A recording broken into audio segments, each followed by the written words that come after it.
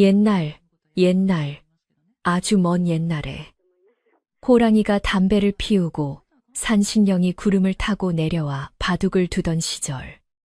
깊은 산속 어느 작은 마을에 사람들의 입에 오르내리던 신기한 이야기가 하나 있었습니다. 그 마을은 산봉우리가 병풍처럼 사방을 둘러싸고 있어서 해가 늦게 뜨고 일찍 지는 곳이었는데 마을 어귀에는 수백 년 묵은 느티나무가 떡하니 버티고 서서 마을의 안녕을 지켜주고 있었습니다. 사람들은 밭을 갈고 나무를 하며 소박하게 살았고 저녁이면 집집마다 밥 짓는 연기가 모락모락 피어올라 골짜기를 가득 메우곤 했습니다. 계절은 마침 늦가을에서 초겨울로 넘어가던 때라 아침 저녁으로 불어오는 바람끝이 제법 매서워져 옷깃을 단단히 여며야 하는 시기였습니다. 마을 한가운데에는 기와가 얹어진 오래된 서당이 하나 있었는데 그곳에서는 매일 아침 아이들의 글 읽는 소리가 낭낭하게 울려 퍼져 지나가는 사람들의 발길을 멈추게 했습니다. 훈장님은 흰 수염이 가슴까지 내려오는 노인이셨는데 엄격하면서도 인자한 눈매를 가지고 계셔서 아이들은 그분을 무서워하면서도 따랐습니다. 서당 마루 밑에는 택감이 차곡차곡 쌓여 있었고 훈장님은 아이들이 추위에 떨지 않도록 아궁이에 불을 지피며 학문을 가르치는 일에 온 정성을 쏟았습니다. 글 읽는 소리는 산새 소리와 어우러져 마을의 평화로운 풍경을 완성하는 가장 아름다운 음악과도 같았습니다. 이 서당에는 산이라고 불리는 7살 난아이가 하나 있었는데 이 아이는 정식으로 글을 배우는 학동이 아니라 서당의 잔심부름을 도맡아 하는 아이였습니다. 산이의 집은 너무나 가난하여 끼니를 잊기조차 어려웠기에 부모님은 산이를 서당에 보내 훈장님의 수발을 들게 하고 겨우 밥이나 얻어먹게 했던 것입니다. 산이는 이른 새벽부터 일어나 마당을 쓸고 먹을 갈 물을 길어오며 아궁이에 불을 때 군불을 지피는 고친 일을 도맡아 하면서도 힘든 내색 한 번 하지 않는 착한 아이였습니다. 오히려 아이는 서당 근처에 머물 수 있다는 것만으로도 행복해하며 늘 싱글벙글 웃는 얼굴이었습니다. 하지만 산이에게는 남들이 모르는 특별한 비밀이 하나 있었는데 그것은 바로 어깨 너머로 들리는 글 읽는 소리에 유난히 귀를 기울인다는 점이었습니다. 학동들이 천자문을 펼쳐놓고 하늘천 따지하며 목청을 돋울 때면 마당에서 빗자루질을 하던 산이의 손길이 저절로 멈추곤 했습니다. 아이는 빗자루를 쥔 채 멍하니 마루 위를 바라보며 입술을 달싹거렸는데 마치 그 소리를 입안에 넣어 굴려보며 맛을 보는 듯한 표정이었습니다. 훈장님이 아이들에게 글자의 뜻을 풀이해 주시는 소리가 들려오면 산이는 하던 일을 멈추고 귀를 쫑긋 세우며 그 모든 이야기를 마음속 깊이 새겨듣곤 했습니다. 어느 날 오후 날씨가 갑자기 흐려지더니 쌀아기 눈이 흩날리기 시작해 날이 몹시 추워졌고 훈장님은 밖에서 떨고 있는 산이가 안쓰러워 방 안으로 들어와 아랫목에 앉아 있으라고 하셨습니다. 산이는 송구스러운 마음에 몸을 잔뜩 웅크리고 방구석에 앉아 있었지만 눈동자만은 호롱불처럼 반짝이며 책을 펴든 학동들의 모습을 뚫어지게 바라보았습니다.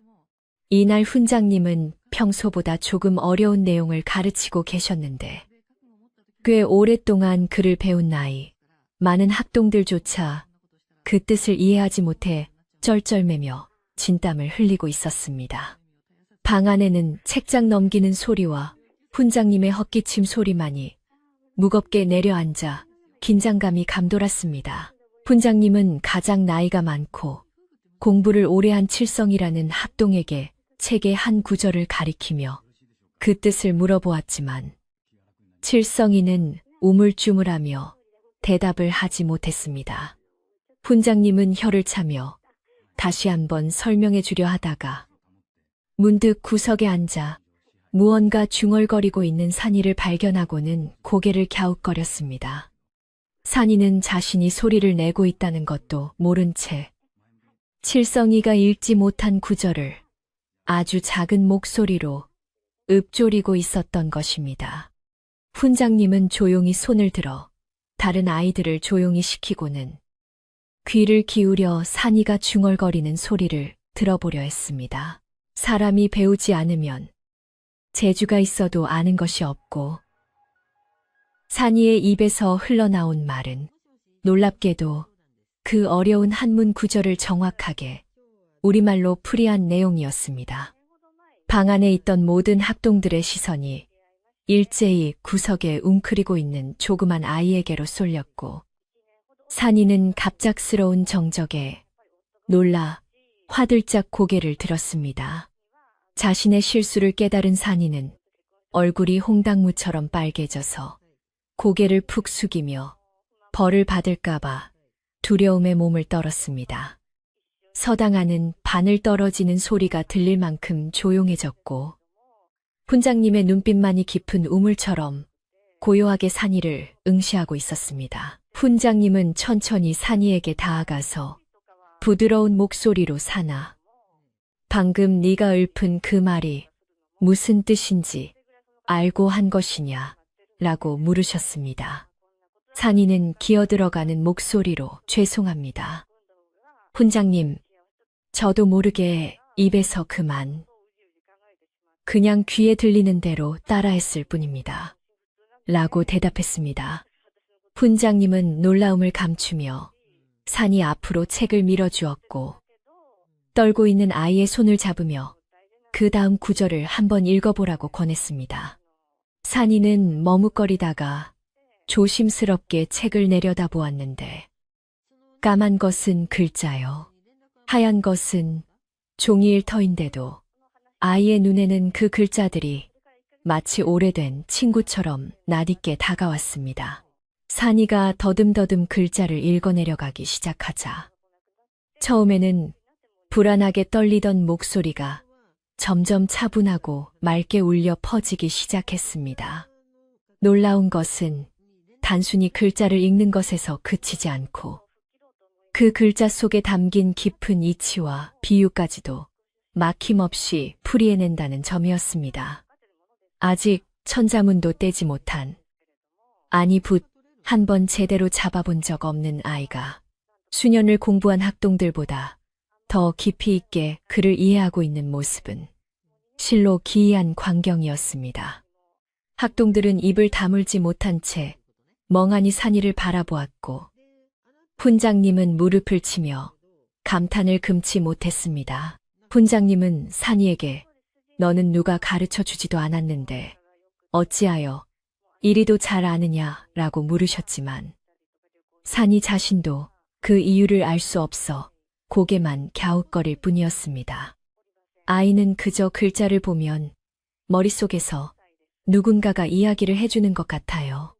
전에도 이 글을 읽어본 것 같은 기분이 들어요. 라고 순진하게 대답했습니다. 그 말은 마치 오래된 기억의 창고에서 먼지를 털어내고 꺼낸 물건처럼 산이에게는 너무나 자연스러운 일이었습니다. 이것은 보통 아이들이 흉내낼 수 있는 재주가 아니었기에 훈장님은 이 아이가 범상치 않은 인물임을 직감하게 되었습니다. 사실 산이는 글자를 배운 적은 없지만 서당 마루를 닦으며 대돌의 신발을 정리하며 훈장님의 말씀을 단 한마디도 놓치지 않고 마음에 담아두었던 것입니다. 보통 사람들은 열을 배우면 겨우 하나를 깨우치는데 산이는 하나를 들으면 열을 미루어 짐작하는 명석함을 타고났거나 아니면 전생에 못다 한 공부에 한이 맺혀 다시 태어난 것일지도 모른다는 생각이 들 정도였습니다. 훈장님은 이 아이의 재능을 귀하게 여겨야겠다고 다짐하며 산이의 머리를 쓰다듬어 주셨습니다. 방 안의 공기는 훈훈하게 데워졌고 밖에서 내리는 눈발은 점점 굵어져 세상의 소란함을 덮어주고 있었습니다. 그러나 모든 사람이 산이의 재능을 기쁘게 바라본 것은 아니었는데, 특히 아까 훈장님의 질문에 대답하지 못해 망신을 당한 칠성이는 얼굴을 붉히며 질투심에 불타오르고 있었습니다. 칠성이는 부유한 집안의 자제로 어려서부터 좋은 먹과 종이를 쓰며 공부했지만 늘 실력이 늘지 않아 훈장님께 꾸지람을 듣기 일쑤였습니다. 그런 칠성이의 눈에 천한 심부름꾼 아이인 산이가 칭찬을 받는 모습은 도저히 용납할 수 없는 자존심 상하는 일이었습니다. 칠성이는 주먹을 꽉 쥐고 산이를 노려보며 언젠가 이 수모를 갚아주리라 마음속으로 다짐하고 있었습니다. 수업이 끝나고 학동들이 하나둘 집으로 돌아갈 때 칠성이는 몇몇 아이들을 모아놓고 수군거기 시작했습니다. 저 녀석 분명히 뭔가 이상해. 글을 배운 적도 없는데 어떻게 저런 걸 알 수 있어? 아마도 귀신이 들렸거나 밤에 몰래 훈장님의 책을 훔쳐보고 외운 게 틀림없어. 칠성이의 말은 아이들의 호기심을 자극했고 순식간에 의심의 씨앗이 되어 퍼져나갔습니다. 산이는 아무것도 모른 채 그저 칭찬받은 것이 기뻐서 콧노래를 흥얼거리며 마당에 눈을 쓸고 있었지만 등 뒤로 꽂히는 시선들이 예전처럼 따뜻하지 않다는 것을 아직 느끼지 못했습니다. 해가 서산으로 넘어가고 서당에는 어둠이 깔리기 시작했는데 훈장님은 방에 홀로 남아 촛불을 켜고 깊은 생각에 잠기셨습니다. 산이의 그 맑은 눈동자와 거침없는 목소리가 훈장님의 머릿속을 떠나지 않았기 때문입니다. 옛 성현들이 말씀하시길 배우지 않고도 아는 일을 생이지지라 하여 으뜸으로 친다고 했는데 과연 산이가 그런 인재인지 아니면 잠시 스쳐 지나가는 우연인지 훈장님은 확인해 보고 싶었습니다. 훈장님은 붓을 들어 종이에 몇 글자를 적어 내려가며 내일 산이에게 또 다른 시험을 해보리라 계획을 세웠습니다. 산이는 집으로 돌아가는 길에 밤하늘의 별을 올려다보았는데 오늘따라 별들이 유난히 가깝게 느껴졌습니다. 배고픔도 잊은 채 아이는 오늘 읽었던 글귀들을 머릿속으로 되뇌며 걸었고 그럴 때마다 가슴 속에서 알 수 없는 벅차오름을 느꼈습니다. 마치 아주 오랫동안 잊고 지냈던 소중한 보물을 다시 찾은 듯한 기분이었고 차가운 밤 공기조차 상쾌하게 느껴졌습니다. 산이의 발걸음은 가벼웠지만 마을 어귀에서는 이미 칠성이가 퍼뜨린 소문이 바람을 타고 이 집, 저 집으로 스며들고 있었습니다. 마을 안악들은 우물가에 모여 칠성이의 말을 전해 듣고는 쑥덕거리기 시작했습니다. 글쎄, 그 심부름하는 아이가 귀신이 들려서 글을 술술 읽는다지 뭐야. 어머, 정말 혹시 요물 아니야? 배운 적도 없는 아이가 그럴 리가 없잖아. 말은 발이 달린 듯 순식간에 부풀려졌고 산이의 비범한 능력은 어느새 불길한 징조로 둔갑하고 있었습니다. 사람들은 이해할 수 없는 일에 대해 경외감을 갖기보다는 두려움을 먼저 느끼는 법이었고 산이의 순수한 재능은 그 두려움의 대상이 되어가고 있었습니다. 다음 날 아침, 서당의 분위기는 어제와 사뭇 달랐습니다. 학동들은 산이가 마루를 닦으러 들어오자 슬금슬금 피하거나 곁눈질로 흘끔거리며 수군거렸습니다. 산이는 영문을 몰라 어리둥절했지만 평소처럼 묵묵히 자신의 일을 했습니다. 하지만 칠성이는 노골적으로 산이에게 시비를 걸며 야, 너 어제 어디서 그따위 속임수를 배운 거냐? 훈장님을 속일 수는 있어도 우리 눈은 못 속인다. 라며 비아냥거렸습니다. 산이는 억울해서 눈물이 핑 돌았지만 말대꾸를 했다가는 더 큰 소란이 일어날까봐 입을 꾹 다물고 고개를 숙였습니다. 훈장님은 밖에서 들리는 소란스러운 소리에 방문을 열고 나오셨고, 칠성이는 얼른 딴청을 피우며 자리로 돌아갔습니다. 훈장님은 산이를 불러 따뜻한 물 한 그릇을 주시며 아이의 얼어붙은 마음을 녹여주려 애쓰셨습니다. 훈장님은 마을에 도는 흉흉한 소문을 짐작하고 계셨기에 산이가 상처받지 않도록 더욱 신경을 쓰셨습니다. 그러나 사람들의 입을 막는 것은 흐르는 물을 막는 것보다 어려운 일이라 훈장님의 근심은 깊어만 갔습니다. 오후가 되자 눈발은 그쳤지만 바람은 더욱 세차게 불어 대립 흔들리는 소리가 요란했습니다. 수업이 시작되자 훈장님은 평소와 다름없이 책을 펴셨지만 아이들의 집중력은 이미 산이에게로 흩어져 있었습니다. 그때 훈장님은 결단을 내리신 듯 산이를 교실 한가운데로 불러 세우셨습니다. 산아, 어제 네가 읽은 것 말고 내가 지금 써주는 글자도 읽을 수 있겠느냐. 훈장님은 칠판에 평소 학동들이 배우지 않는 아주 생소한 고어를 적으셨습니다.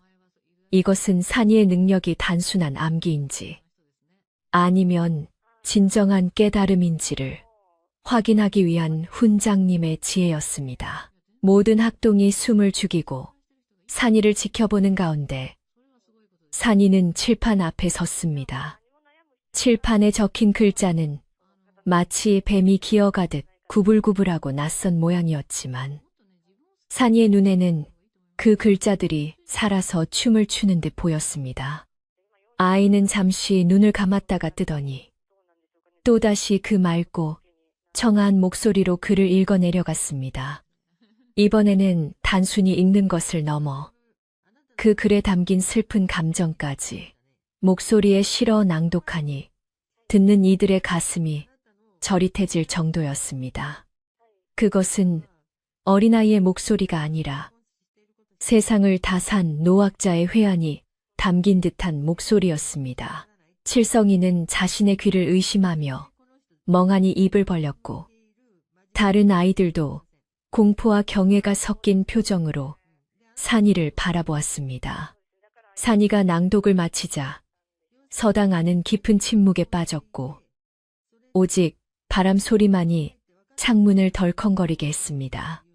훈장님은 눈시울이 붉어진 채 산이를 바라보며 이 아이가 품고 있는 것이 단순한 재주가 아님을 확신했습니다.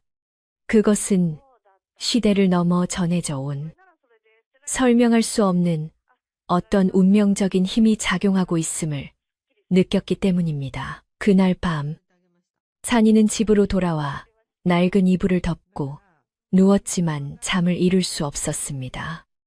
낮에 자신이 읽었던 글귀들이 머릿속에서 계속 맴돌았고 눈을 감으면 알 수 없는 풍경들이 꿈처럼 스쳐 지나갔습니다. 기와 집이 즐비한 한양의 거리, 화려한 관복을 입은 사람들, 그리고 누군가를 간절히 기다리는 듯한 애틋한 마음이 가슴을 채웠습니다. 산이는 자신이 누구인지, 왜 이런 일들이 일어나는지 혼란스러웠지만 한편으로는 그 낯선 기억들이 너무나 그리워서 눈물을 흘리다 잠이 들었습니다. 한편 마을 밖 큰 길가에는 늦은 밤임에도 불구하고 말발굽 소리가 요란하게 울려 퍼졌습니다. 한양에서 내려온 높은 벼슬아치가 수행원들을 거느리고 이 고개를 넘어가고 있었던 것입니다. 그는 암행어사로 지방의 민심을 살피고 학문을 장려하는 임무를 맡고 있었습니다. 어사의 행렬은 날이 저물어 잠시 쉴 곳을 찾고 있었는데 마침 산인의 마을 어귀에 이르러 불빛을 발견하고는 말머리를 돌렸습니다. 이 우연한 방문이 산이의 운명을 어떻게 바꾸어 놓을지 아무도 알지 못한 채 밤은 깊어가고 있었습니다. 이튿날 아침 마을은 평소와는 다른 묘한 활기로 들썩이고 있었는데 그 이유는 지난밤 늦게 마을 촌장님 댁에 묵게 된 귀한 손님 때문이었습니다. 촌장님 집 대문 앞에는 윤기가 자르르 흐르는 말 두 필이 매여 있었고 한양에서나 볼 법한 비단 옷을 입은 하인들이 분주하게 오가는 모습이 보였습니다. 마을 사람들은 택감을 하러 가던 지게를 내려놓고 담 너머로 기웃거리며 이 산골 마을에 대체 무슨 일로 저런 높은 분이 오셨는지 궁금해하며 수군거렸습니다. 밤새 내린 눈이 하얗게 쌓인 마당 위로 낯선 발자국들이 어지럽게 찍혀 있었고 차가운 아침 공기 속에는 왠지 모를 긴장감이 감돌고 있었습니다. 하지만 서당으로 향하는 칠성이의 발걸음은 그 어느 때보다 무겁고 심사가 뒤틀려 있었는데 어제 산이에게 쏟아지던 훈장님의 칭찬과 아이들의 경외 어린 눈빛이 밤새도록 가슴을 짓눌렀기 때문입니다. 칠성이는 자신이 마땅히 받아야 할 관심을 천한 심부름꾼 아이에게 빼앗겼다는 생각에 억울해서 잠 한숨 제대로 자지 못했습니다. 그는 길가에 쌓인 눈을 발로 뻥차며 화풀이를 했지만 속에서 끓어오르는 질투심은 좀처럼 가라앉지 않았습니다. 칠성이는 등 뒤로 메고 있는 책보가 천근만근처럼 느껴졌고 서당에 가서 또다시 산이의 잘난 척하는 꼴을 봐야 한다는 사실이 끔찍하게 싫었습니다. 서당에 도착한 칠성이는 마당을 쓸고 있는 산이를 보자마자 어제 준비해둔 독한 말을 내뱉기 위해 아이들 곁으로 다가갔습니다.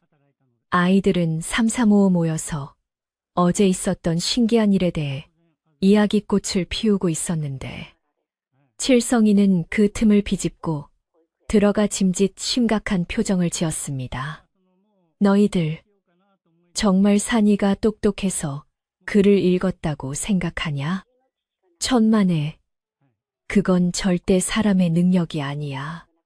칠성이의 은밀하고도 섬뜩한 목소리에 아이들의 대화가 뚝 끊겼고 모두의 시선이 칠성에게로 쏠렸습니다. 칠성이는 아이들의 공포심을 자극하기 위해 목소리를 한껏 낮추어 말을 이었습니다. 우리 할머니가 그러시는데 글을 배우지도 않은 놈이 갑자기 유식해지는 건 산속에 사는 도깨비에게 홀렸거나 죽은 귀신이 씌었기 때문이래. 어제 산이 눈빛 봤지? 그게 어디 어린애 눈빛이더냐. 시뻘겋게 충혈되어서 번들거리는 게 꼭 짐승 같았잖아. 칠성이는 있지도 않은 이야기를 마치 눈으로 본 것처럼 생생하게 꾸며댔습니다. 순진한 아이들은 칠성이의 말에 겁을 집어먹고 서로의 얼굴을 쳐다보며 몸을 떨었습니다. 어제 산이가 보여준 놀라운 능력이 경이로움에서 순식간에 두려움의 대상으로 바뀌는 순간이었습니다. 소문은 바람을 타고 서당 담장을 넘어 마을 우물가로까지 퍼져나갔는데 아침 일찍 물을 기르러 나온 아낙네들의 귀에도 이 이야기가 들어갔습니다. 칠성이네 어머니는 동네 아낙들에게 침을 튀기며 아들의 말을 전했고 이야기는 사리부터 점점 더 기괴하게 변질되어 갔습니다. 글쎄, 그 서당 심부름꾼 아이가 밤마다 훈장님 몰래 책을 훔쳐다가 주문을 외운다지 뭐유. 그래서 우리 아이들이 공부한 기운을 몽땅 빨아들여서 정작 우리 애들은 머리가 굳어버린다는구먼. 안악들은 혀를 차며 산인의 집 쪽을 흘겨보았고 근거 없는 미신은 사람들의 불안감을 먹고 독버섯처럼 자라났습니다. 산인은 이런 험악한 분위기를 전혀 눈치채지 못한 채 평소처럼 밝은 얼굴로 아이들에게 인사를 건넸지만 돌아오는 것은 싸늘한 냉대뿐이었습니다. 저리 비켜. 재수 없어. 가까이 오지 마. 아이들은 산이가 다가오자 기겁을 하며 물러섰고 마치 전염병 환자를 대하듯 옷자락을 여미며 피했습니다. 산이는 영문을 몰라 당황스러운 표정으로 빗자루를 꼭 쥐고 서 있었지만 누구 하나 산이에게 이유를 설명해 주는 사람은 없었습니다. 어제까지만 해도 호기심 어린 눈으로 자신을 바라보던 친구들이 하루아침에 돌변한 모습에 산이는 깊은 상처를 받았습니다. 훈장님은 서당 안의 분위기가 심상치 않음을 감지하고 헛기침을 하며 마루로 나오셨는데 아이들이 산이를 따돌리고 구석으로 몰아넣는 모습을 목격하고는 미간을 찌푸리셨습니다. 훈장님은 평소 인자하던 모습과는 달리 엄한 목소리로 호통을 치셨습니다. 배움이라는 것은 사람을 귀하게 여기는 마음에서 시작되는 법이거늘 너희는 어찌하여 친구를 이리 홀대하느냐. 근거 없는 소문으로 사람을 미워하는 것은 그를 모르는 무지렁이보다 더 부끄러운 일이다. 훈장님의 꾸지람에 아이들은 고개를 숙였지만 이미 마음속에 심어진 의심의 뿌리는 쉽게 뽑히지 않았습니다. 훈장님은 칠성이를 따로 불러내어 준엄하게 타이르셨지만 칠성이는 겉으로만 잘못을 비는 척할 뿐 속으로는 더욱 앙심을 품었습니다. 칠성이는 자신이 혼난 것이 모두 산이 탓이라고 생각하며 이번 기회에 아예 산이를 서당에서 쫓아낼 궁리를 하고 있었습니다. 그는 훈장님이 보지 않는 틈을 타 아이들에게 눈짓을 보내며 계속해서 산이를 괴롭히고 따돌리라고 무언의 압박을 가했습니다. 서당은 학문을 닦는 신성한 곳이어야 했지만 칠성이의 질투와 아이들의 공포심으로 인해 살얼음판 같은 긴장감이 감돌게 되었습니다. 한편 촌장님 댁에 머물고 있던 귀한 손님은 바로 조정에서 파견된 암행어사였는데 그는 지방의 교육 실태와 관리들의 비리를 감찰하러 온 대쪽 같은 성품의 선비였습니다. 어사는 아침 식사를 마치고 촌장과 차를 마시며 마을의 사정에 대해 묻던 중 서당에 관한 기이한 소문을 듣게 되었습니다. 촌장은 마을에 떠도는 이야기를 가볍게 여기고 웃어 넘기려 했지만 서당에 글 한자 안 배운 아이가 경전을 줄줄 외운다더라는 말에 어사의 눈빛이 날카롭게 빛났습니다. 어사는 평소 요사스러운 술수나 미신을 극도로 싫어하는 성격이었기에 이 소문이 단순히 아이의 재주를 말하는 것인지 아니면 사악한 무언가가 개입된 것인지 의심하게 되었습니다. 어사는 찻잔을 내려놓으며 촌장에게 물었습니다. 그 아이가 단순히 총명한 것이 아니라 귀신이 들렸다는 소문이 돈다지요. 신성한 배움의 터전에서 그런 요망한 말이 나오는 것 자체가 문제입니다. 내가 직접 가서 그 아이와 훈장이라는 자를 만나봐야겠습니다. 어사의 목소리에는 서리빨 같은 위엄이 서려 있었고 촌장은 혹시라도 마을에 불똥이 튈까봐 전전긍긍하며 어사의 비위를 맞추기에 급급했습니다. 어사는 곧바로 행장을 갖추고 서당으로 향할 채비를 하라고 하인들에게 일렀습니다. 서당에서는 오후 수업이 시작되었지만 산이는 방 안으로 들어오지 못하고 추운 마루 끝에 앉아 덜덜 떨고 있었습니다. 아이들이 산이가 방에 들어오면 공부가 안 된다며 아우성을 쳤기 때문에 훈장님도 어쩔 수 없이 산이를 밖에서 대기하게 했던 것입니다. 산이는 문틈으로 새어나오는 따뜻한 온기를 느끼며 자신이 무엇을 잘못했기에 이런 대우를 받아야 하는지 곰곰이 생각했습니다. 어제 읽었던 그 글귀들이 머릿속을 맴돌았지만 이제는 그 기억들이 축복이 아니라 저주처럼 느껴져 괴로웠습니다. 그때 멀리서부터 말발굽 소리와 함께 위풍당당한 행렬이 서당 쪽으로 다가오고 있다는 소식이 들려왔습니다.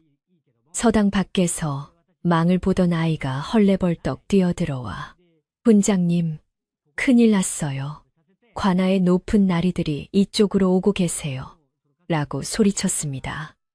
훈장님은 하던 강의를 멈추고 급히 옷매무새를 다듬으며 밖으로 나가셨고 학동들도 호기심과 두려움이 섞인 표정으로 창밖을 내다보았습니다. 칠성이는 이 상황이 자신에게 유리하게 돌아갈지도 모른다는 생각에 회심의 미소를 지었습니다. 어사또 일행이 서당 마당에 들어서자 서당은 순식간에 찬물을 끼얹은 듯 조용해졌습니다. 어사는 말에서 내려 위험 있는 걸음으로 다가왔고 그의 뒤로는 포졸들이 창을 들고 도열해 있어 위압감을 주었습니다. 훈장님은 뜰 아래로 내려가 정중하게 예를 갖추어 어사를 맞이했지만 어사의 표정은 굳어 있었고 시선은 날카롭게 서당 곳곳을 훑어보고 있었습니다. 어사는 훈장님의 인사를 받는 둥 마는 둥 하더니 대뜸 이곳에 요사스러운 재주로 사람들을 현혹하는 아이가 있다던데 그 아이가 누구냐? 라고 호통을 치듯 물으셨습니다. 그 말을 들은 산이는 빗자루를 든 손이 미세하게 떨려왔고 심장이 쿵쿵 뛰기 시작했습니다. 칠성이는 잽싸게 앞으로 나서며 손가락으로 산이를 가리켰습니다. 나리, 바로 저 아이입니다. 저 아이가 글도 모르면서 귀신 들린 소리를 해대어 우리들의 공부를 방해하고 있습니다. 칠성이의 고발에 훈장님은 당황하여 아니, 그게 무슨 망발이냐? 라고 말리려 했지만 어사는 손을 들어 훈장님의 말을 막았습니다. 어사는 천천히 산이에게 다가가 위압적인 눈빛으로 아이를 내려다보았습니다. 산이는 너무나 무서워서 고개를 들 수도 없었지만 어사의 기세에 눌려 뒷걸음질 칠 수도 없었습니다. 어사는 산이의 허름한 옷차림과 깡마른 몸을 훑어보며 비웃음 섞인 목소리로 말했습니다. 네가 그 신동이라 불리는 녀석이냐? 아니면 마을 사람들 말대로 잡기가 쉬어 헛소리를 짓거리는 것이냐? 내 앞에서 그 요망한 혀를 함부로 놀렸다가는 큰 코 다칠 줄 알아라. 어사의 말은 산이의 가슴에 비수처럼 꽂혔고 아이는 억울함에 눈물이 그렁그렁 맺혔습니다. 훈장님은 용기를 내어 어사 앞으로 나서며 간곡히 말씀드렸습니다. 나리, 통촉하여 주시옵소서. 이 아이는 심성이 착하고 맑은 아이입니다. 비록 배운 적은 없으나 타고난 총명함이 남달라 기특하게 여겼을 뿐 결코 요사스러운 짓을 한 적은 없습니다. 세간의 헛소문에 현혹되지 마시고 부디 너그러이 살펴주십시오. 훈장님의 필사적인 변호에도 불구하고 어사의 표정은 풀리지 않았습니다. 오히려 어사는 타고난 총명함이라 그것이 과연 천부적인 재능인지 아니면 사악한 속임수인지는 내가 직접 확인해 보겠다. 라며 더욱 강경한 태도를 보였습니다. 어사는 훈장님에게 서당에서 가장 어렵고 오래된 책을 가져오라고 명했습니다. 훈장님은 난처한 표정으로 서재 깊숙한 곳에서 먼지 쌓인 고서 한 권을 꺼내 오셨는데 그것은 훈장님조차도 해석하기 어려워 평소에 잘 펴보지 않는 난해한 경전이었습니다. 어사는 그 책을 뺐다시피 받아들고는 아무 페이지나 펼쳐서 산이의 코앞에 들이밀었습니다. 자, 네가 정말로 총명하여 아는 것이라면 이 글을 읽고 그 뜻을 명쾌하게 풀이해 보아라. 만약 한 글자라도 틀리거나 머뭇거린다면 요세민을 혹세무민한 죄를 물어 엄히 다스릴 것이다. 마당에 모인 마을 사람들과 학동들은 숨을 죽이고 이 광경을 지켜보았습니다. 칠성이는 산이가 절대 읽을 수 없을 것이라 확신하며 속으로 쾌재를 불렀고 산이의 부모님은 소식을 듣고 달려와 발만 동동 구르며 어찌할 줄 몰라 했습니다. 산이는 떨리는 손으로 책을 받아들었는데 그 책은 낡아서 종이가 누렇게 변해 있었고 글자들은 깨알같이 작아서 잘 보이지도 않았습니다. 하지만 산이가 눈물을 닦고 책에 시선을 고정하는 순간, 신기하게도 글자들이 또렷하게 떠오르며 낯익은 느낌이 다시금 온몸을 휘감기 시작했습니다. 차가운 겨울바람이 불어와 책장을 넘기려 했지만 산이는 단단히 책을 붙잡고 글자 하나하나를 눈에 담았습니다. 그런데 이상하게도 이번에는 단순히 글을 읽는 것뿐만 아니라 그 글을 쓸 당시에 누군가의 감정, 먹을 갈던 냄새, 창밖으로 보이던 풍경까지 생생하게 느껴지는 것이었습니다. 산이는 두려움을 잊고 자신도 모르게 중얼거렸습니다. 이 책은 제가 쓴 것이 아닌가요? 산이의 엉뚱한 말에 어사는 기가 차다는 듯 헛웃음을 터뜨렸고 구경하던 사람들은 웅성거리기 시작했습니다. 이놈이 겁을 상실했구나. 감히 어사 앞에서 농을 하다니. 어사가 호통을 치려던 찰나 산이는 고개를 들어 어사를 똑바로 쳐다보며 말했습니다. 하지만 그 눈빛은 방금 전까지 떨고 있던 7살 아이의 것이 아니었습니다. 깊고 그윽하며 세월의 무게를 담은 듯한 그 눈빛에 어사는 순간적으로 말문이 막혔습니다. 산이는 책을 보지 않고도 다음 장에 나올 내용을 읊조리기 시작했는데 그 목소리는 마치 훈계하는 스승처럼 엄숙하고도 부드러웠습니다. 산이가 읊는 내용은 책에 적힌 글자 그대로였을 뿐만 아니라 그 책의 저자가 숨겨놓은 행간의 의미까지 완벽하게 꿰뚫고 있었습니다. 어사는 자신의 귀를 의심하며 황급히 책을 들여다보았는데 산이의 입에서 나오는 말과 책의 내용이 한치의 오차도 없이 일치했습니다. 더 놀라운 것은 산이가 이 부분은 먹물이 튀어 글자가 잘 보이지 않을 것입니다. 그때 제가 붓을 놓쳐서 라고 덧붙인 말이었습니다. 어사가 그 페이지를 확인해 보니 정말로 구석에 희미하게 먹물이 튄 자국이 남아 있었습니다. 이 믿을 수 없는 광경에 칠성이는 다리에 힘이 풀려 주저앉았고 훈장님은 전율을 느끼며 두 손을 모았습니다. 이것은 단순히 머리가 좋은 것을 넘어선 인간의 영역을 벗어난 무언가였습니다. 어사는 당황한 기색을 감추지 못한 채 산이를 응시했고 산이는 마치 꿈을 꾸는 듯한 표정으로 계속해서 이야기를 이어나갔습니다. 산이의 입을 통해 흘러나오는 것은 단순한 지식이 아니라 잊혔던 역사의 한 조각이자 끊어졌던 인연의 끈이었습니다. 하지만 어사는 여전히 이 상황을 이성적으로 받아들이기 힘들었습니다. 그는 이것이 교묘한 속임수일지도 모른다는 마지막 의심을 거두지 않았습니다. 네가 쓴 책이라니. 그런 터무니없는 거짓말을. 이 책은 100년 전 이 나라 최고의 문장가라 불리던 분이 남기신 유고집이다. 네가 어찌 감히 그분을 사칭하느냐. 어사의 호통에 산이는 잠시 정신이 돌아온 듯 눈을 깜빡였지만 여전히 그 기이한 기운은 아이를 감싸고 있었습니다.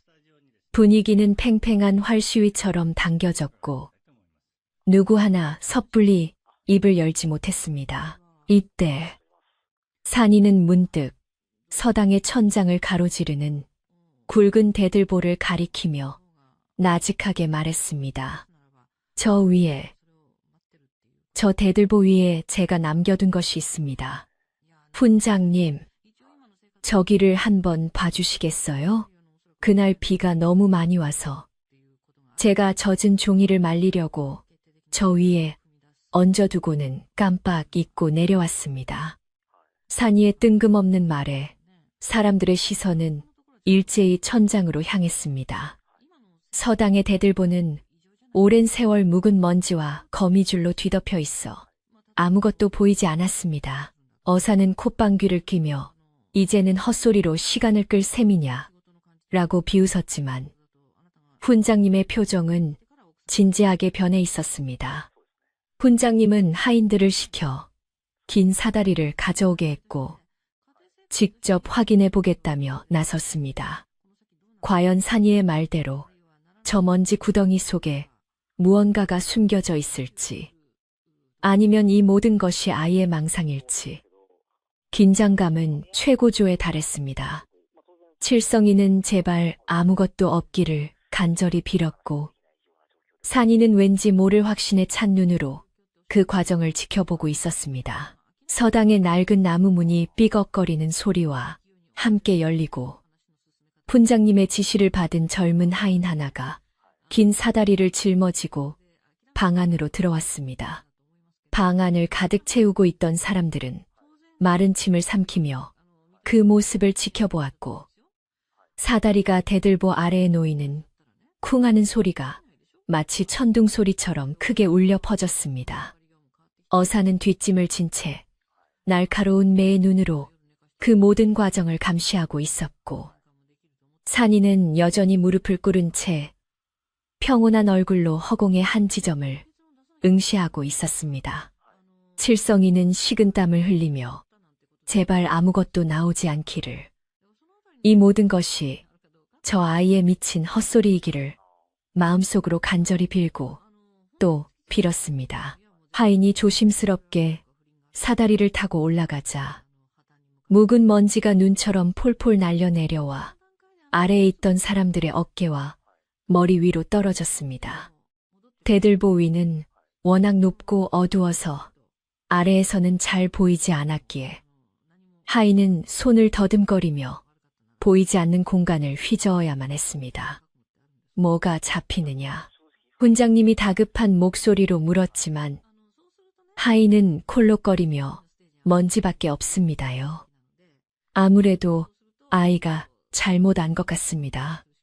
라고 대답하려 했습니다. 그 순간 칠성이는 안도의 한숨을 내쉬며 거보세요. 제가 뭘 했습니까? 다 거짓말이라니까요. 라고 소리치려 입을 달싹거렸습니다. 그러나 바로 그때 하인의 손끝에 무언가 딱딱하고 거친 물체의 감촉이 느껴졌고, 하인은 잠깐만요. 뭔가 있습니다 라고 외쳤습니다. 하인이 두 손으로 조심스럽게 꺼내든 것은 기름 종이에 겹겹이 쌓여 끈으로 단단히 묶인 작은 꾸러미였는데 세월의 때가 묻어 시커멓게 변해 있었습니다. 그것을 본 순간 방 안에 있던 모든 사람의 숨이 턱 막히는 듯 했고, 훈장님의 눈은 믿을 수 없다는 듯 크게 떠졌습니다. 하인이 사다리를 타고 내려와 그 꾸러미를 훈장님께 건네자 훈장님은 떨리는 손으로 그것을 받아 어사 앞으로 가져갔습니다. 어사는 굳은 표정으로 꾸러미를 받아들었는데 손끝에 전해지는 묵직한 세월의 무게에 잠시 주춤했습니다. 묶여있던 끈은 사가서 건드리기만 해도 끊어질 듯 위태로웠고, 기름 종이는 바스락거리는 소리를 내며 긴장감을 고조시켰습니다. 어사가 조심스럽게 포장을 벗겨내자 그 안에는 누렇게 변색된 낡은 종이 뭉치가 들어 있었습니다. 종이 끝부분은 좀이 먹어 너덜너덜해졌지만 그 안에 적힌 글씨만은 먹색이 바래지 않고 선명하게 남아있어 마치 어제 쓴 글인 양 생생한 기운을 내뿜고 있었습니다. 어사가 종이를 펼쳐들기도 전에 산이는 눈을 감은 채 나지막한 목소리로 읊조리기 시작했습니다. 비바람이 몰아치니 뜰 앞에 오동나무 잎이 다 떨어지고 차가운 방 안에는 외로운 등불만이 벗이 되어주네. 산이의 입에서 흘러나오는 시구절은 구슬프면서도 아름다웠고 듣는 이들의 가슴을 파고드는 묘한 울림이 있었습니다. 어사는 황급히 종이를 펼쳐 그 내용을 확인했는데 놀랍게도 종이에 적힌 글귀는 산이가 읊고 있는 내용과 토시 하나 틀리지 않고 정확하게 일치했습니다. 어사의 손이 눈에 띄게 떨리기 시작했고 그의 얼굴에는 당혹감과 경악이 교차했습니다. 이럴 수가. 이것은 세상에 한 번도 공개된 적 없는 글이다. 어사는 신음하듯 내뱉으며 종이에서 눈을 떼지 못했습니다. 이 글은 서당을 세운 초대 훈장님이 젊은 시절 쓴 습작으로 누구에게도 보이지 않고 감추어 두었던 것이 분명했습니다. 그런데 글을 배운 적도 없는 7살배기 아이가 그것도 100년 전 대들보 위에 숨겨진 글을 보지 않고 줄줄 외운다는 것은 상식적으로 설명할 수 없는 일이었습니다. 마을 사람들은 웅성거리기 시작했고 산신령이 도왔다. 조상님이 오셨다 하며 제각기 놀라움을 표현했습니다. 하지만 의심 많은 어사는 여기서 멈추지 않고 이것이 혹시라도 누군가가 미리 꾸며낸 교묘한 속임수가 아닐까 하는 마지막 의구심을 놓지 않았습니다. 어사는 산이를 향해 매섭게 물었습니다. 좋다. 네가 이 글을 알고 있다는 것은 인정하마. 허나 글자를 외우는 것은 앵무새도 할 수 있는 일이다. 네가 진정 이 글의 주인이라면 이 글을 쓸 때의 마음가짐과 그때의 상황을 설명할 수 있어야 할 것이다. 도대체 왜 다 쓴 글을 사람들에게 보이지 않고 저 어두운 대들보 위에 숨겨두었더냐. 산이는 천천히 눈을 뜨고 어사를 바라보았는데 그 눈빛은 이제 완전히 다른 사람의 것처럼 깊고 고요했습니다. 아이는 마치 먼 과거의 기억을 더듬듯 몽환적인 표정으로 입을 열었습니다. 그날은 조정에서 버림받고 낙향하여 마음이 몹시 괴로웠던 날이었습니다. 세상의 뜻을 펼치고자 했으나 간신들의 모함으로 좌절되었고 오직 아이들을 가르치는 일에만 전념하리라 다짐하며 이 서당을 지었지요. 하지만 가슴 한구석에 남은 미련과 울분을 떨칠 수 없어 비 오는 밤 홀로 앉아 이 시를 썼습니다. 그러나 이 시가 세상에 알려지면 또다시 당파 싸움의 불씨가 될까 두려워 아무도 모르게 저 위에 감추어 두었던 것입니다.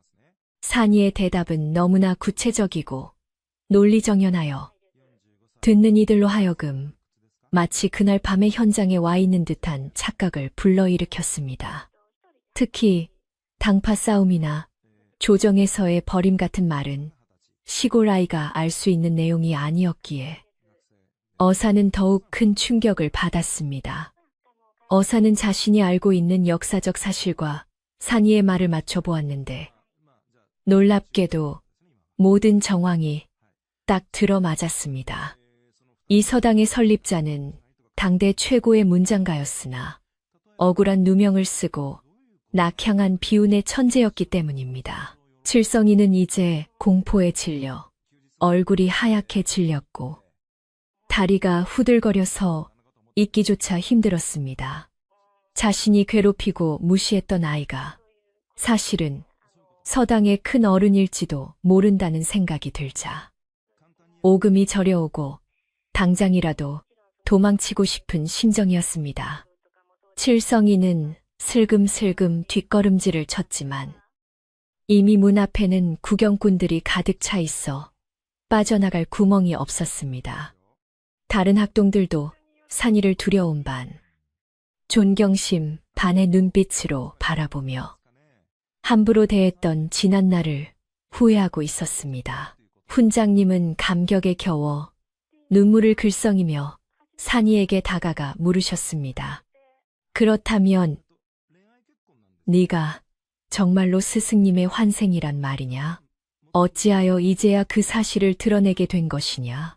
훈장님의 목소리는 떨리고 있었고 그 질문에는 오랜 세월 스승을 그리워했던 제자의 애절한 마음이 담겨 있었습니다.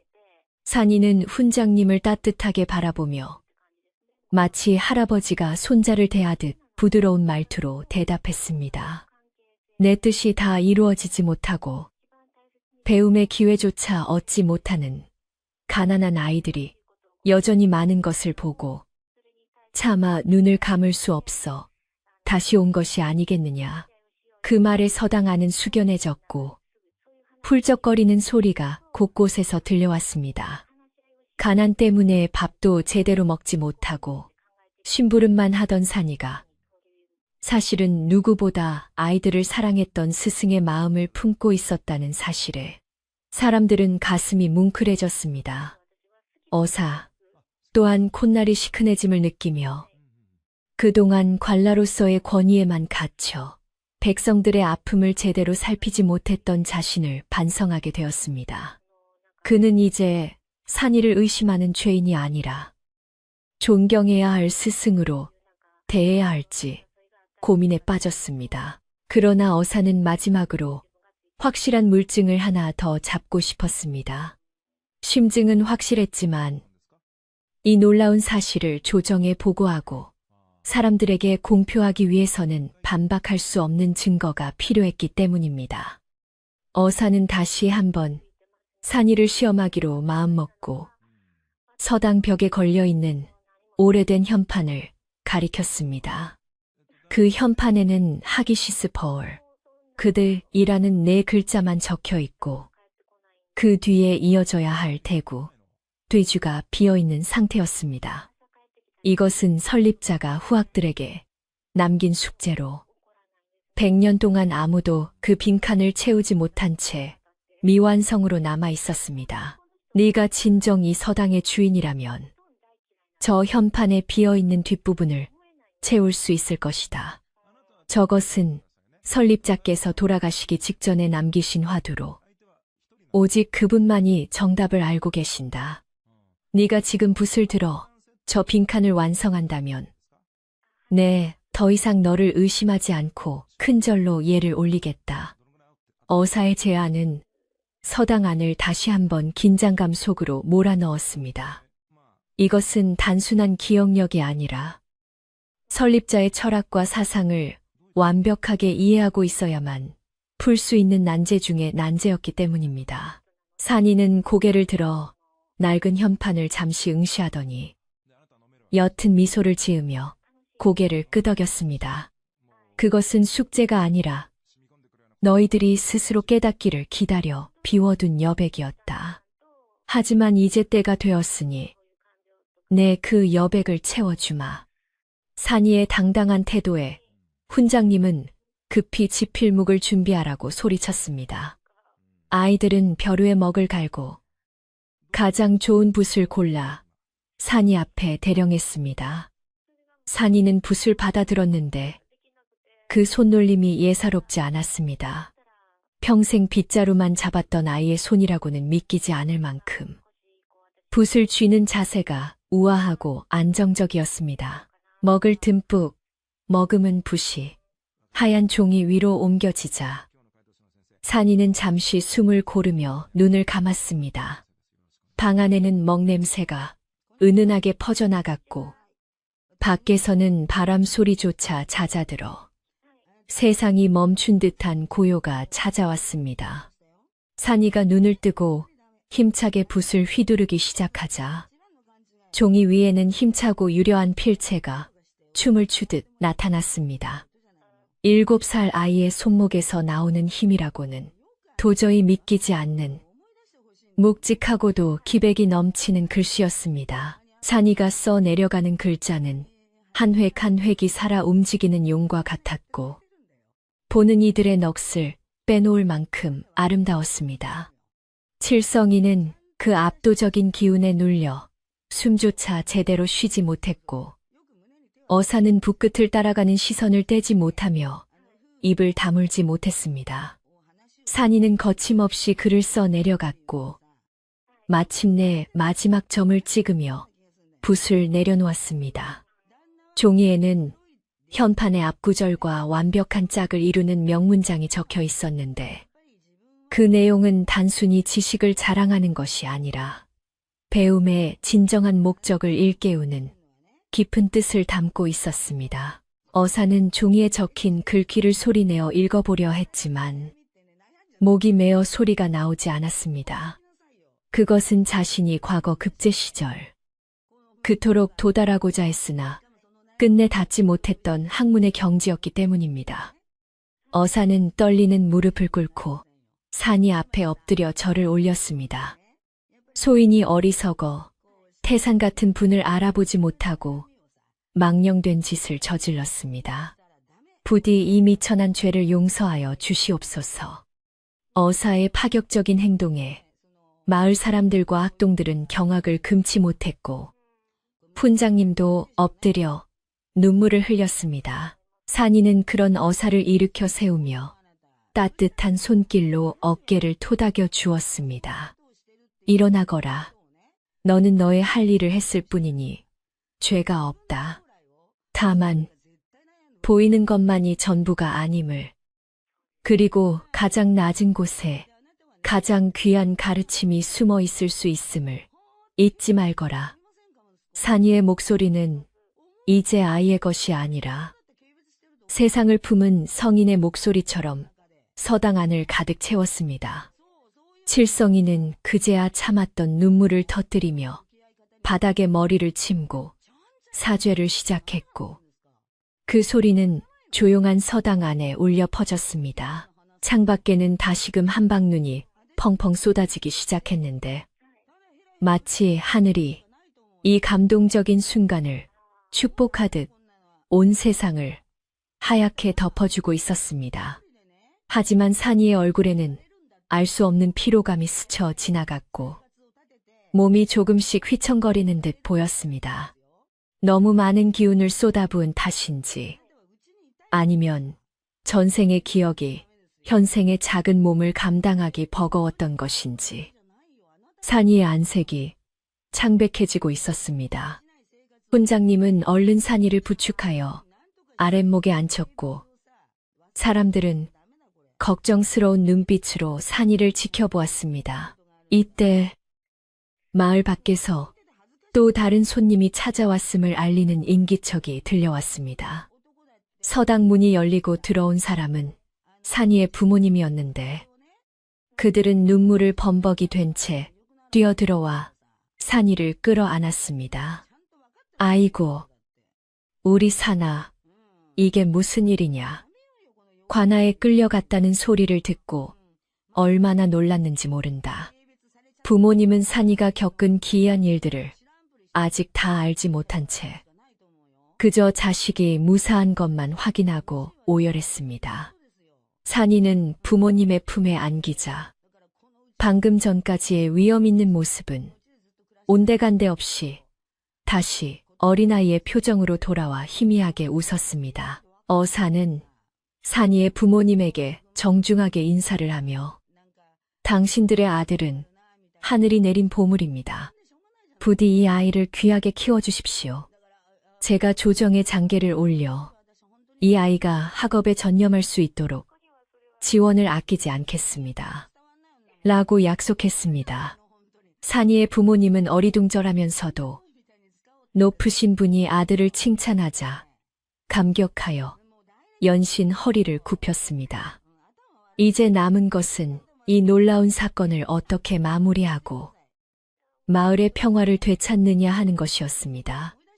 산이가 쓴 글씨는 여전히 종이 위에서 검푸른 빛을 발하며 서당의 공기를 무겁고도 신성하게 만들고 있었습니다. 서당 안을 짓누르던 무거운 침묵이 깨지고 대신 그 자리를 채운 것은 사람들의 깊은 탄식과 안도의 한숨 소리였습니다. 산이의 부모님은 여전히 상황을 완전히 이해하지 못한 채 아들을 끌어안고 있었지만 방 안을 감도는 공기가 이전에 살벌했던 신문장과는 확연히 달라졌다는 것을 본능적으로 느낄 수 있었습니다. 훈장님은 떨리는 손으로 산이가 완성한 글씨를 조심스럽게 들어 올려 벽에 걸린 낡은 현판 옆에 대어 보았는데 100년의 세월을 뛰어넘어 두 글씨가 마치 한 사람의 손에서 나온 듯 완벽한 조화를 이루는 모습에 다시 한번 전율했습니다. 그것은 단순히 먹으로 쓴 글자가 아니라 끊어졌던 역사의 맥이 다시 이어지는 숭고한 순간이었습니다. 어사는 자리에서 일어나 옷매무새를 단정히 하고는 멍하니 서 있는 마을 사람들과 학동들을 향해 위험 있는 목소리로 말문을 열었습니다. 오늘 우리는 참으로 기이하고도 경이로운 일을 목격하였다. 이 아이는 요물도 아니요. 귀신이 들린 것도 아니다. 다만 배움에 대한 간절한 염원이 하늘에 닿아 옛 선인의 지혜가 잠시 이 맑은 영혼을 빌려 세상에 나온 것이다. 어사의 명쾌한 판결이 내려지자 그동안 산이를 두려워하고 의심했던 사람들의 표정에는 부끄러움이 번져갔습니다. 특히 우물가에서 헛소문을 퍼뜨렸던 안악들은 고개를 들지 못한 채 서로의 옷자락만 만지작거렸습니다. 그러나 이 감동적인 분위기 속에서도 단 한 사람, 칠성이 많은 가시방석에 앉은 듯 불안에 떨고 있었습니다. 그는 자신이 저지른 일이 낱낱이 밝혀질까봐 두려워 사람들 틈에 숨어 슬금슬금 뒷문 쪽으로 몸을 피하려 했습니다. 칠성이는 산이의 눈을 마주치는 것이 죽기보다 무서웠고 어사의 서슬 퍼런 불호령이 언제 자신에게 떨어질지 몰라 식은땀을 비오듯 흘리고 있었습니다. 그가 막 문지방을 넘으려던 찰나 산이의 나지막하지만 힘있는 목소리가 칠성이의 발목을 잡았습니다. 칠성아, 어디를 급히 가려느냐? 아직 우리가 풀어야 할 매듭이 남아있지 않느냐? 산이의 부름에 칠성이는 감전된 듯 몸을 굳혔고 모든 사람의 시선이 도망치려던 그에게로 쏠렸습니다. 칠성이는 덜덜 떨며 천천히 몸을 돌렸는데 그의 얼굴은 사색이 되어 있었고 눈동자는 갈 곳을 잃어 흔들리고 있었습니다. 산이는 부모님의 품에서 나와 천천히 칠성이 앞으로 걸어갔습니다. 지금 산이의 모습은 아까처럼 위압적인 도사 같은 모습은 아니었지만 그렇다고 예전에 주눅든 심부름꾼 아이의 모습도 아니었습니다. 그저 모든 것을 꿰뚫어보는 듯한 고요한 눈빛으로 친구를 바라보고 있을 뿐이었습니다. 네가 나를 미워한 것은 네 잘못이 아니다. 그것은 내 안의 불안이 만들어낸 헛개비였을 뿐이다. 산이의 말은 칠성이의 예상을 완전히 빗나가는 것이었습니다. 칠성이는 산이가 자신을 비난하고 벌을 줄 것이라 생각했기에 이토록 담담한 용서의 말에 오히려 더 큰 충격을 받았습니다. 산이는 이어서 말했습니다. 너는 남들보다 더 잘하고 싶었고 인정받고 싶었을 테지. 하지만 진정한 배움은 남을 이기는 것이 아니라 어제의 나보다 나아지는 것에 있음을 이제는 알겠느냐. 그 말을 듣는 순간 칠성이는 그동안 억눌러왔던 감정이 폭발하며 그 자리에 주저앉아 통곡하기 시작했습니다. 잘못했어. 산아.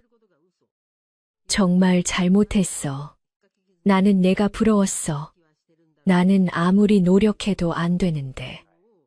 너는 배우지도 않고 척척 해내는 게 너무 미워서 견딜 수가 없었어.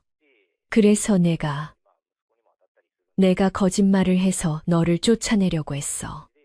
칠성이는 바닥을 치며 자신의 죄를 낱낱이 고백했고 그 처절한 울음소리는 서당 안을 가득 메웠습니다.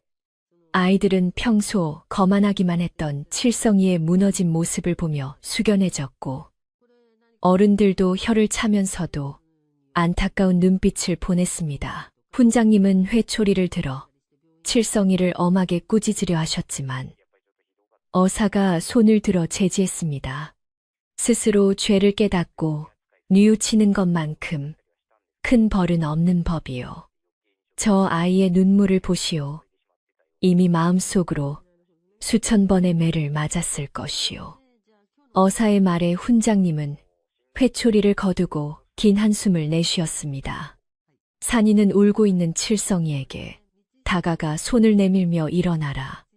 네가 흘린 눈물이 마음에 쌓인 독을 씻어내 줄 것이다. 이제 다시 시작하면 된다. 라고 위로했습니다. 칠성이는 산이의 손을 잡고 엉엉 울며 다시는 나쁜 마음을 먹지 않겠다고 맹세했습니다. 이렇게 갈등의 고리가 풀리자 서당 안에는 진정한 평화가 찾아왔습니다. 어사는 분위기를 바꾸기 위해 호탕하게 웃으며 훈장님에게 제안했습니다. 자, 오해는 풀렸고 귀한 인재도 얻었으니 이보다 더 경사스러운 날이 어디 있겠소. 내 오늘 이 마을에 작은 잔치를 열어 사람들의 놀란 가슴을 달래주고 싶소.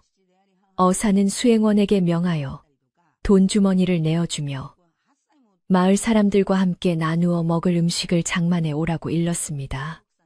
이 뜻밖의 제안에 마을 사람들은 환호성을 질렀고 서당은 순식간에 축제 분위기로 바뀌었습니다. 마을 안악들은 서둘러 집으로 돌아가 쌀과 채소를 가져왔고 서당 마당 한쪽에는 임시 부뚜막이 만들어졌습니다. 솥뚜껑을 뒤집어 놓고 기름을 두르자 고소한 지짐이 냄새가 퍼져나가며 산골 마을의 차가운 공기를 따뜻하게 데웠습니다. 아이들은 신이 나서 마당을 뛰어다녔고 어른들은 삼삼오오 모여 앉아 오늘 있었던 일들을 무용담처럼 이야기하느라 시간 가는 줄 몰랐습니다. 산이의 부모님은 아들의 손을 꼭 잡고 놓지 않으면서도 마을 사람들의 축하 인사를 받느라 정신이 없었습니다. 자네 아들이 보통 인물이 아니었어. 앞으로 우리 마을의 자랑이 될 걸세 하는 덕담들이 쏟아졌습니다. 해가 뉘엿뉘엿지고 서당 마당에 모닥불이 피어오르자 잔치는 절정에 달했습니다.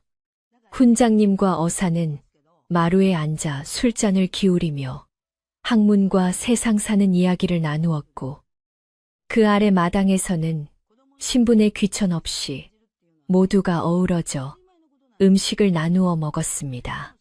칠성이는 산이에게 갓 구운 떡을 가져다 주며 쑥스러운 듯 머리를 긁적였고 산이는 그런 칠성이를 보고 방긋 웃어 주었습니다. 두 아이 사이의 앙금은 모닥불 연기처럼 하늘로 흩어져 사라졌고 그 자리에는 새로운 우정의 싹이 트고 있었습니다. 어사는 술잔을 내려놓고 흐뭇한 표정으로 산이를 바라보며 훈장님께 물었습니다. 저 아이를 어찌할 생각이시오? 내 생각 같아서는 당장 한양으로 데려가 성균관에 입학시키고 싶소만. 훈장님은 잠시 생각에 잠기시더니 고개를 저으셨습니다. 아직은 때가 아닙니다. 저 아이에게 깃든 기억은 귀한 것이나 아이는 아직 스스로의 힘으로 세상을 살아가는 법을 배워야 합니다. 너무 일찍 세상의 주목을 받으면 오히려 그 재능이 독이 될 수도 있지요. 이곳에서 제가 기초부터 차근차근 가르쳐 그릇을 단단하게 만든 후에 더 넓은 세상으로 보내고 싶습니다. 어사는 훈장님의 깊은 뜻에 공감하며 고개를 끄덕였습니다. 과연 훈장님의 말씀이 옳습니다. 서두르다 체하는 법이지요. 그렇다면 내 저 아이가 공부하는데 부족함이 없도록 책과 지필묵을 정기적으로 보내드리리다. 부디 나라의 동량이 될 수 있도록 잘 이끌어 주십시오. 두 어른의 대화 속에서 산이의 미래는 밝게 그려지고 있었고 서당의 밤은 깊어가고 있었습니다. 한편 산이는 배불리 음식을 먹고 나자 밀려오는 졸음을 참지 못하고 꾸벅꾸벅 졸이기 시작했습니다. 아까 서당을 압도하던 신비로운 기운은 온데간데 없고 입가에 떡고물을 묻힌 채 잠과 사투를 벌이는 영락없는 7살 아이의 모습이었습니다. 그 모습을 지켜보던 마을 사람들은 저렇게 순한 아이가 어찌 그런 엄청난 일을 하며 신기해하면서도 이제는 두려움이 아닌 사랑스러운 눈빛으로 아이를 바라보았습니다. 산이의 몸 안에 깃든 선인의 영혼도 이제 할 일을 다 마쳤다는 듯 깊은 휴식에 들어간 것 같았습니다. 칠성인의 어머니는 산인의 어머니에게 다가가 조용히 사과를 건넸습니다. 내가 귀가 얇아서 몹쓸 소문을 퍼뜨렸네. 정말 미안하네. 자식 키우는 입장에서 그러면 안 되는 거였는데. 산이 어머니는 칠성내 어머니의 손을 잡으며 웃어 넘겼습니다. 다 지나간 일인데요. 뭐, 우리 산이가 워낙 별나서 그런 거니 이해합니다. 앞으로 우리 아이들끼리 잘 지내면 그만이지요. 아낙네들의 화해도 따뜻한 국밥 한 그릇과 함께 이루어졌고, 마을의 인심은 다시 예전처럼 넉넉해졌습니다. 밤이 깊어지자 눈발이 다시 조금씩 흩날리기 시작했지만 서당 안팎은 사람들의 온기로 훈훈했습니다. 어사는 내일 아침 일찍 떠나야 했기에 잠자리를 청하러 일어섰고 마을 사람들도 하나둘씩 짐을 챙겨 집으로 돌아갈 채비를 했습니다. 훈장님은 산이를 불러 오늘은 집으로 가지 말고 여기서 자고 가거라. 내 너에게 해줄 이야기가 있다. 라고 말씀하셨습니다. 산이는 부모님의 허락을 받고 훈장님의 방 아랫목에 자리를 잡았습니다. 칠성이는 돌아가기 전 산이에게 다가와 내일 아침에 내가 제일 먼저 와서 마당 쓸게. 너는 좀 더 자도 돼. 라고 속삭이고는 씩씩하게 대문 밖으로 나갔습니다. 모두가 떠나고 고요해진 서당. 훈장님은 산이를 눕히고 이불을 덮어주며 아이의 잠든 얼굴을 한참 동안 들여다보았습니다. 스승님, 정녕, 당신이십니까? 아니면 당신의 뜻을 이어받을 아이를 점지해 주신 것입니까? 훈장님은 마음속으로 묻고 또 물었지만 돌아오는 대답은 산이의 고른 숨소리뿐이었습니다. 그러나 훈장님은 그것만으로도 충분하다고 느꼈습니다. 대들보 위에 숨겨져 있던 시가 세상에 나왔고 끊어졌던 배움의 길이 다시 열렸으니 더 바랄 것이 없었습니다. 창호지 문 밖으로 들려오는 바람 소리는 이제 매섭지 않고 자장가처럼 부드럽게 들렸습니다. 산이는 꿈속에서 다시 붓을 잡고 글을 쓰고 있었는데 이번에는 외롭고 슬픈 글이 아니라 친구들과 함께 웃으며 읽을 수 있는 즐겁고 희망찬 글이었습니다.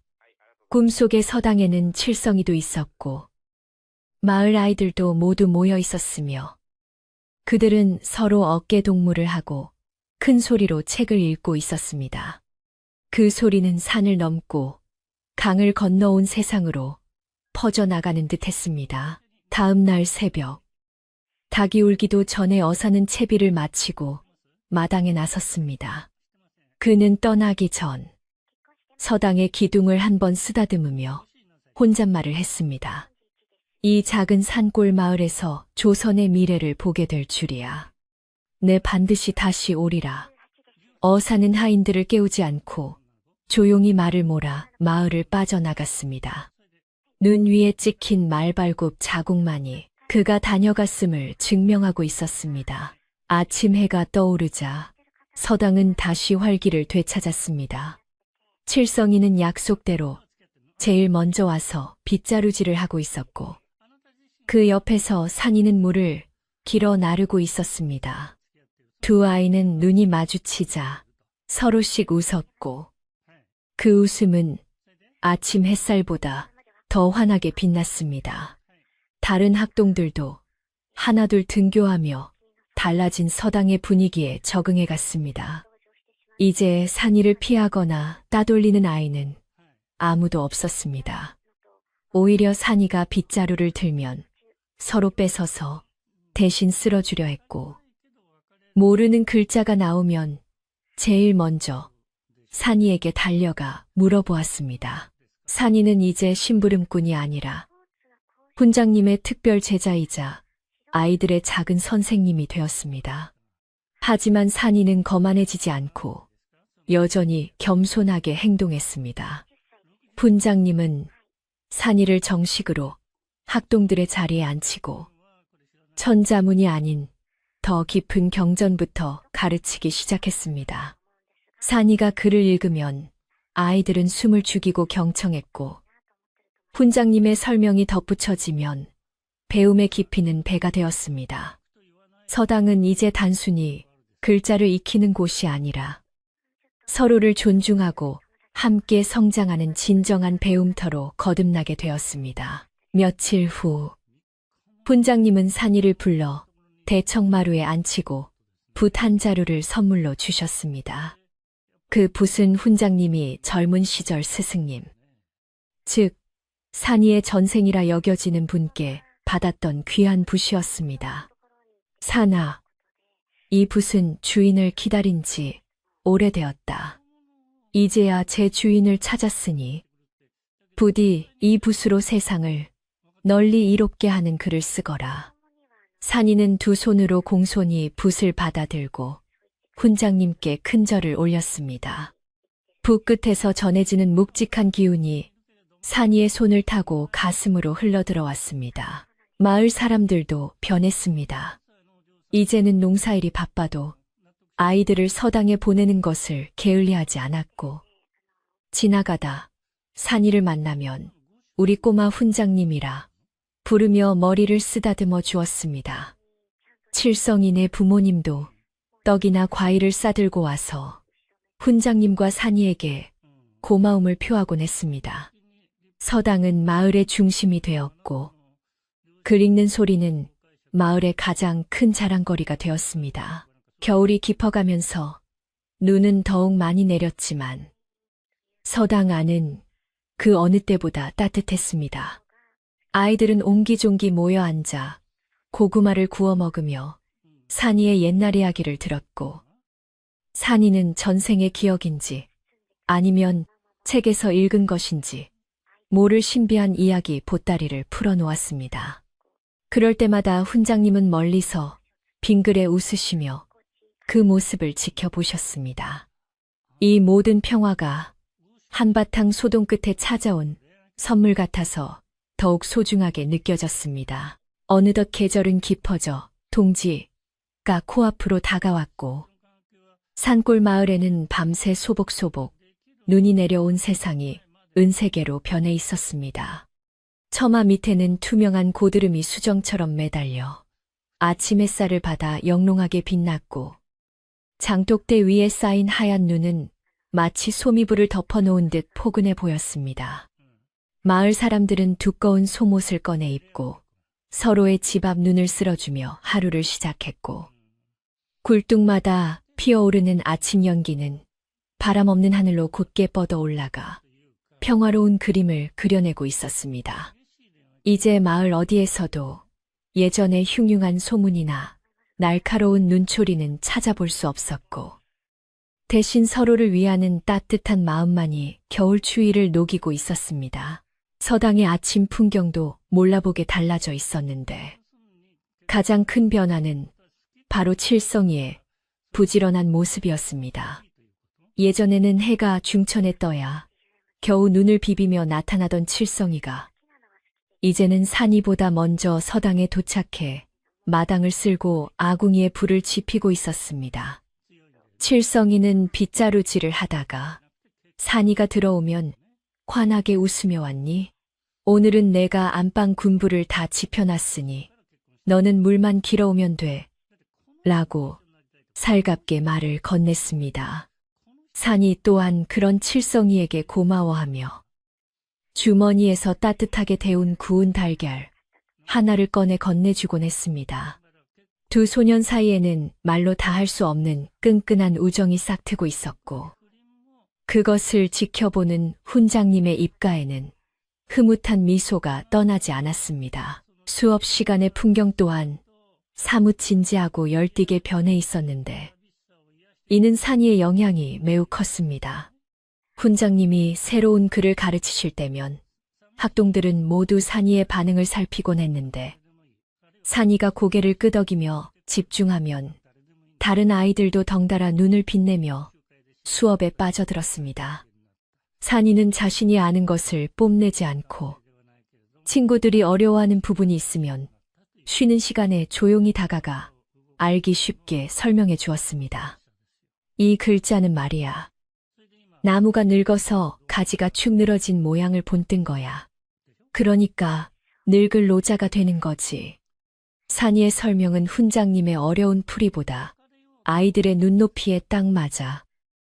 서당의 학습 분위기는 날이 갈수록 좋아졌습니다. 그러던 어느 날, 한양에서 반가운 전갈과 함께 진보따리가 도착했는데, 그것은 바로 지난번 다녀가신 암행어사께서 보내신 선물이었습니다. 보따리 안에는 질 좋은 종이와 먹, 그리고 산이와 학동들이 읽을 수 있는 다양한 책들이 가득 들어 있었습니다. 특히 산이를 위해서는 특별히 제작된 고급 붓과 벼루가 들어 있었는데, 거기에는 학문을 닦아 세상을 밝히라는 어사의 친필 편지가 동봉되어 있었습니다. 훈장님은 아이들을 모아놓고 어사의 선물을 하나씩 나누어 주며 말씀하셨습니다. 이것은 나라에서 너희들의 배움을 응원한다는 뜻이니 더욱 정진하여 훌륭한 사람이 되어야 한다. 아이들은 환호성을 지르며 새 책과 붓을 품에 안고 기뻐했습니다. 이 소식은 금세 마을 전체로 퍼져나갔고 마을 사람들은 자기 일처럼 기뻐하며 서당으로 몰려와 구경을 했습니다. 아이고, 우리 산이가 정말 큰일을 했네. 나라님도 우리 마을 서당을 알아주시는 게야. 어른들은 산이의 등을 두드리며 칭찬을 아끼지 않았고 산이의 부모님은 감격의 눈물을 훔치며 마을 사람들에게 감사의 인사를 올렸습니다. 산이는 어사가 보낸 붓을 손에 쥐고 그 묵직한 무게감 속에서 자신의 어깨에 놓인 책임감을 다시 한번 느꼈습니다. 하지만 그것은 무거운 짐이 아니라 앞으로 나아갈 길을 비춰주는 등불처럼 든든하게 느껴졌습니다. 동짓날 저녁이 되자 훈장님은 마을 사람들을 서당으로 초대하여 작은 팥죽 잔치를 열었습니다. 훈장님 댁 부엌에서는 커다란 가마솥에 팥죽이 보글보글 끓고 있었고 고소하고 달콤한 냄새가 온 서당을 가득 채웠습니다. 어머니들은 새알심을 동글동글하게 빚어 넣으며 올 한 해 나쁜 기운은 다 물러가고 좋은 일만 생기게 해주세요. 라고 기원했습니다. 사랑방 아랫목에는 마을 어르신들이 둘러앉아 옛날 이야기를 나누었고 마당에는 멍석을 깔고 아이들이 팽이치기를 하며 놀았습니다. 산이는 아이들 틈에 섞여 팽이를 치면서도 가끔씩 밤하늘을 올려다보며 전생의 기억 속에 남아있는 누군가에게 안부를 전하듯 미소를 지었습니다. 잔치가 무르익을 무렵 훈장님은 산이를 불러 사람들 앞에서 글 한 구절을 읊어보라고 권하셨습니다. 산이는 수줍게 일어나 목글 가다듬고 동짓날 밤의 정취에 어울리는 시를 낭송하기 시작했습니다. 긴 겨울밤, 차가운 달빛 아래 매화는 홀로 피어나 향기를 팔지 않고 산이의 낭낭한 목소리는 사람들의 소란스러움을 잠재우고 모두의 마음속에 깊은 울림을 주었습니다. 그를 모르는 할머니들도 산이의 목소리에 담긴 감정을 느끼며 눈시울을 붉혔고 농사일로 거칠어진 아버지들의 손도 잠시 멈추었습니다. 그것은 단순히 글을 읽는 것이 아니라 사람들의 마음을 위로하고 하나로 묶어주는 치유의 소리였습니다. 밤이 깊어지자 마을 사람들은 팥죽을 한 그릇씩 비우고 든든한 배를 두드리며 집으로 돌아갔습니다. 훈장님, 덕분에 잘 먹고 갑니다. 올겨울은 춥지 않겠어요. 사람들의 덕담이 오고 가고 서당 마당에는 다시 고요가 찾아왔습니다. 하지만 훈장님과 산이 그리고 칠성이와 몇몇 학동들은 집에 가지 않고 서당에 남아 화로를 가운데 두고 옹기종기 모여 앉았습니다. 밖에는 다시 눈이 내리기 시작했는지 창호지 문 너머로 사각거리는 소리가 들려왔고 방 안은 참숯이 타닥타닥 타오르는 소리와 함께 훈훈한 온기로 가득 찼습니다. 훈장님은 아껴두었던 밤과 고구마를 꺼내 화로 위에 올려놓으셨습니다. 자, 공부하느라 출출할 텐데 이거라도 구워 먹으며 이야기나 하자꾸나. 아이들은 환호하며 밤에 칼집을 내고 고구마를 불 속에 묻었습니다. 잠시 후 고소한 냄새가 코를 찌르기 시작했고 잘 익은 군밤이 톡하고 터지는 소리가 정겹게 들렸습니다. 칠성이는 뜨거운 군밤을 호호 불어가며 껍질을 까서 제일 먼저 훈장님께 드렸고 그 다음은 산이에게 건네주었습니다.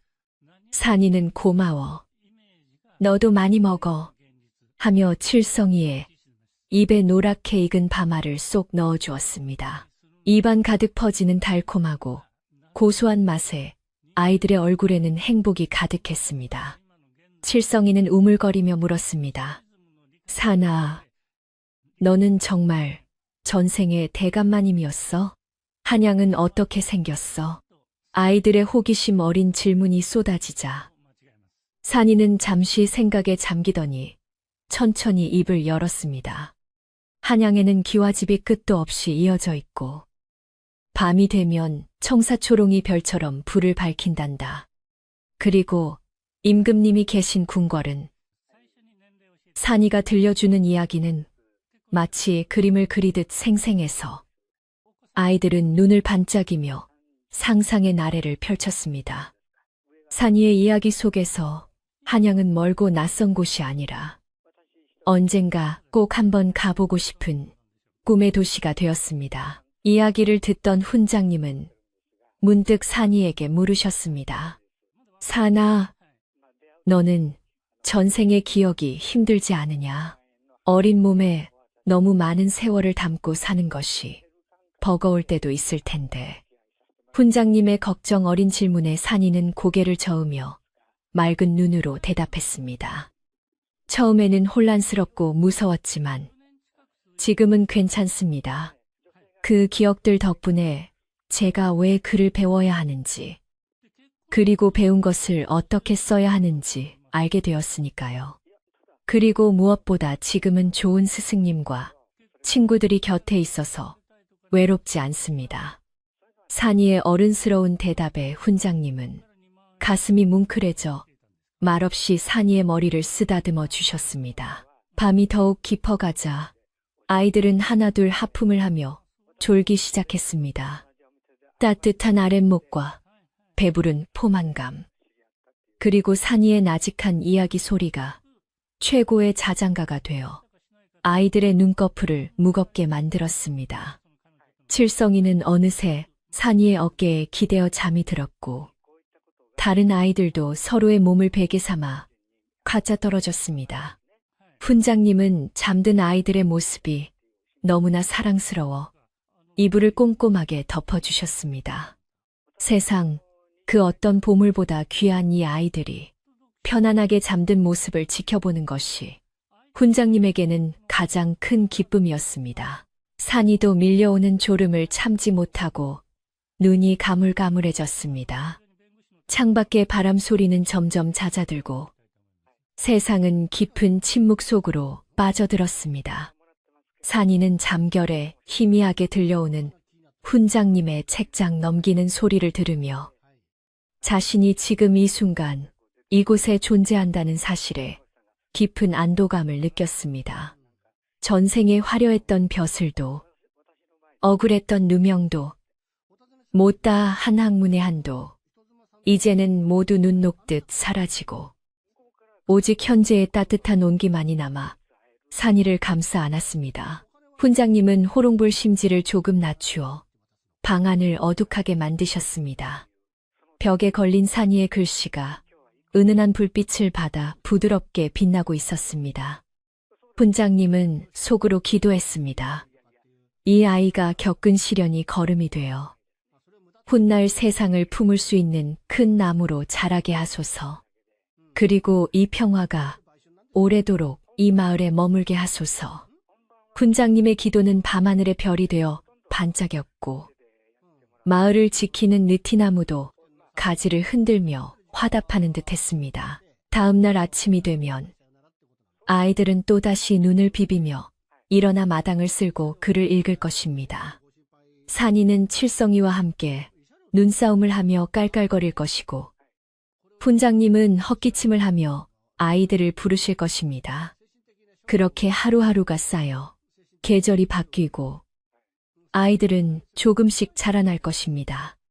특별할 것 없는 평범한 일상이지만 그 속에는 서로를 아끼고 배움을 소중히 여기는 마음이 보석처럼 빛나고 있었습니다. 산이는 꿈속에서 넓은 들판을 달리고 있었습니다.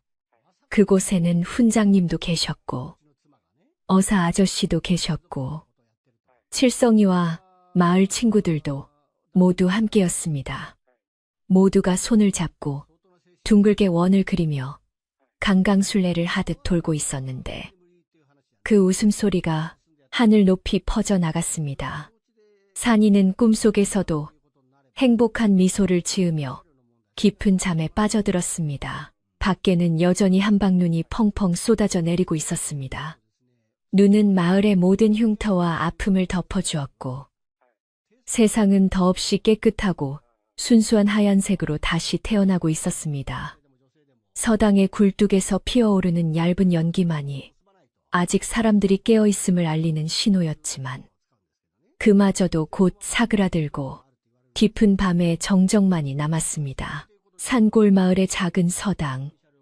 그곳에는 시대를 뛰어넘은 지혜와 순수한 동심이 어우러져 따뜻한 전설을 만들어가고 있었습니다. 그리고 그 이야기는 바람을 타고 눈발을 타고 사람들의 입에서 입으로 전해져 먼 훗날까지도 기억될 것입니다. 착한 마음을 가진 사람은 반드시 복을 받고 진심은 언젠가 통한다는 단순하고도 명쾌한 진리를 품은 채 말입니다. 이제 모든 걱정과 근심을 내려놓고 편안히 잠들 시간입니다.